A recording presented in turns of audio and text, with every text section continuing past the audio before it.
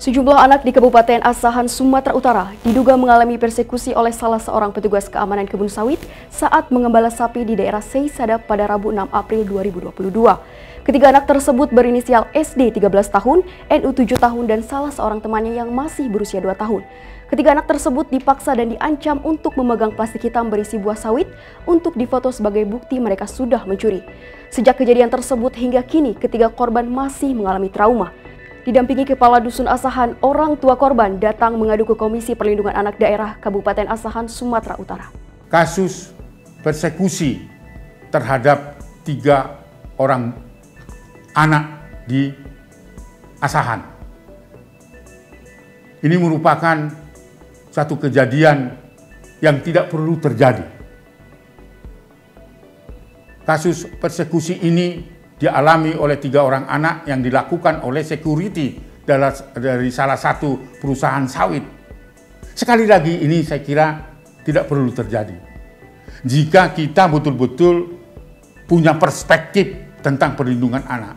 Karena saya tahu persis kemungkinan tindak pidananya itu sangat tidak bisa dibuktikan. Karena apa? Karena ini adalah hal biasa di dalam areal perkebunan. Mungkin saja itulah brondolan-brondolan yang jatuh di bawah yang tidak berfungsi lagi, diambil dan itu beberapa pengalaman dijual lalu kemudian untuk kebutuhan hidup sehari-hari dan biaya sekolah. Berulang saya katakan bahwa ini merupakan tindak kekerasan terhadap 3 orang anak itu apapun alasannya. Persekusi tidak bisa dibiarkan karena itu merupakan kejahatan dan merupakan kekerasan.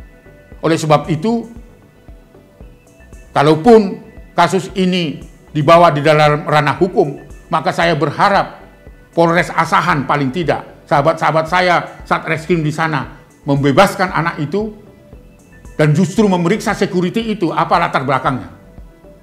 Saya sangat keras terhadap ini karena saya punya pengalaman beberapa waktu lalu persekusi terus terjadi dan atas berkat pendampingan kita 3 orang security akhirnya menjalani hukuman karena melakukan persekusi sampai seorang putri itu meninggal karena hanya memungut brondolan-brondolan sawit. Ini saya kira juga seperti itu.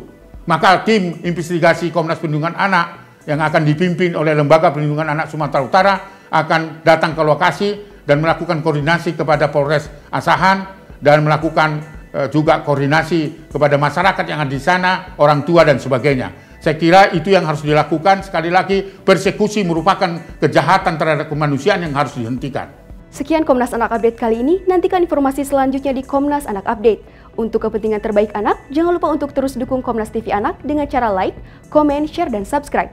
Bagi sahabat anak Indonesia yang ingin berpartisipasi dalam Komnas Anak Update, dapat langsung mengirimkan video kejadian di lapangan ke email komnastvanak@gmail.com. Salam anak Indonesia, anak terlindungi Indonesia, maju!